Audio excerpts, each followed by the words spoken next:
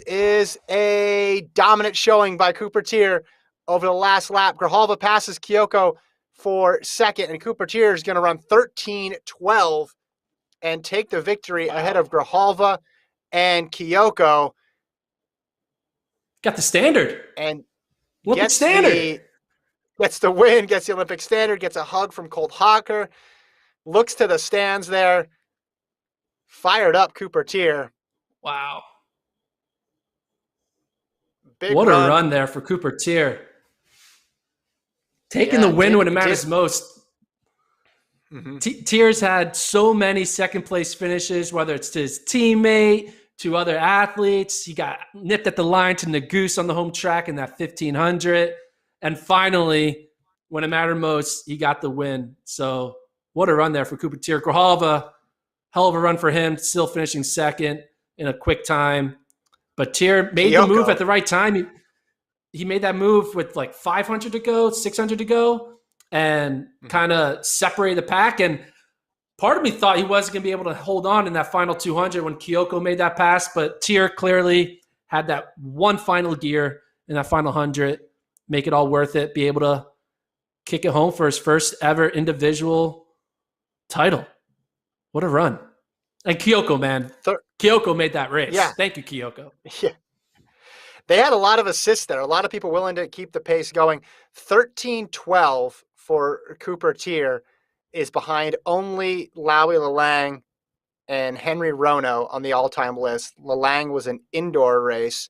Rono's 13:08 came outdoors. Grijalva sets a PB, 13:13. Kyoko's 13:13. Guess who got fourth, Gordon? Did you see who got fourth? Oh, Cole Hocker. Cole Hocker. Wow. The kick was there. He kicked. Just was not in position. What was Hocker's last 400? Can we find his split? Can you zoom in on his split? I can't see it on my screen here. Zoom in on that. Enhance. 56:02 for the last 400 for Cole Hocker. Not too far off of what did scrolled up? What did Cooper get? 54:92. So big close there for Hocker, but it was not enough. Virtually everybody PR'd in this race. Well, not virtually everybody. Top 12 PR'd. Kiptoo got 13th, no PR. Eric Hamer and Charles Hicks PR'd in 14th and 15th. And then Connor Lundy PR'd in 18th. So there were 13, 14, 15 out of the 24 runners set personal bests in this race. Brandt, he's not Mr. 8th place anymore, Gordon. Not after this weekend. He's not. 13:19. What place did he finish? Deaver comes. What place did he finish? He got fifth. Deaver comes back with a 6th place finish after his 10K win. Ratcliffe ran really well, gets 7th in 13:20. Beadlescombe 13:21. Ian Shanklin 13:23, and Alex Masai gets 10th with 13:24. I'm not gonna lie, I was hoping Brandt would get 4th, because then he get 2 4th place finishes, which combine for an 8th place. I'm just kidding. But what surprised you most about that Cooper race? Teare, man, you gotta love it. You love seeing I just love seeing the athletes get beaten a lot during the regular season. You know, Cooper Teare no one was talking about him during indoor because Cole Hocker was taking the glory. Nagoose was getting his wins during the regular season. Then Hocker, it's just cool seeing Cooper Teare put together in the final race that mattered most. And now hopefully he can take this momentum into the trials because he now has a standard. So he doesn't need to worry about it being a fast 5K because he has a standard. Mm-hmm. Absolutely. Yeah, I'm looking back at these splits. You know, Kiptoo, just like in the 10K, did a really good job of essentially pacing this race. Like, he went out hard, but then settled in. You know, by the 4th lap, he's running 64s, then basically 65s, 66s, some combination of those for several laps until he then starts to drop it down. Before he gets passed.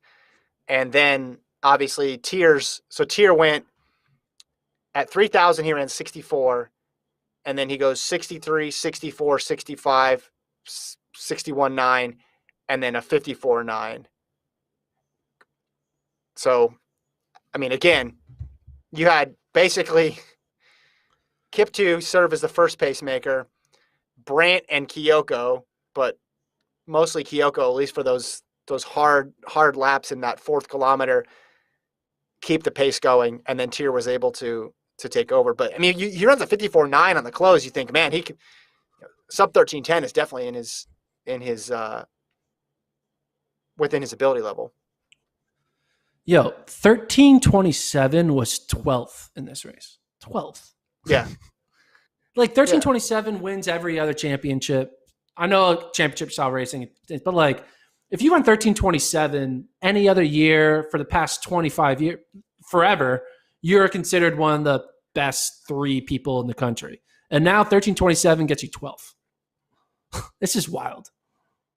Yeah. The times we're seeing in the year of 2021 is just insane. You're seeing someone run 13:23 and not finish All-American, Ian Shanklin. It's got to be the greatest non-All-American performance we've ever seen. 13:23. That's unheard of, right? And we're normalizing 13 teens now. I mean, top 3 all run 13:13 or faster. It's wild. You mentioned it when we were talking about the Diamond League race, and you're saying basically sub 12:50 is the new sub 13. Yeah. That's transferred obviously to the collegiate side of things too. Everything is faster, but even still, you can have a fast season's best and you can have fast personal best. It doesn't mean the championship race is going to go fast. And I think that's the other contributing factor here too. As I mentioned with the 1500, you have people running really aggressively for whatever reason. And I'm not obviously discounting the shoes in terms of the ability to shave off seconds here or there, but it also helps when the moment that you've been training for at that race, you give a full 100% effort for the entire race. And it's not a jog fest for half of it or even a third of it. And it's set up to go fast. You're going to see really quick all-time marks. I'm getting some text here from Lincoln. He wanted to know after the 1500, he wanted to tell us that Hako just shot up the kick rankings, by the way, for those of you who remember the kick rankings. Yeah, that's like a kick that no one saw because everyone's focused on that top 3. But he meant for the 1500. Oh, for the 1500. Here's the here's the but to my point, here's the championship performances in the 5K over the past several years. So 1406, 1354, 1435. Like, I guess you could say Lowey's 1318 was near his ability level, but like how many of those races were at the top end of that field's ability? Not that many. Right? Cam Levins was better than 1340, obviously, because he ran better than 1340. Galen Rupp was better than 1404. So we don't know what we could have seen. Now, would we have seen the depth that we saw today? Well, probably not. But Chris Zielinski, 1411 and 1335 at the championships, that's a totally different race if you have someone like Wesley Kiptu in there dropping 65s and 66s, 63s. 4x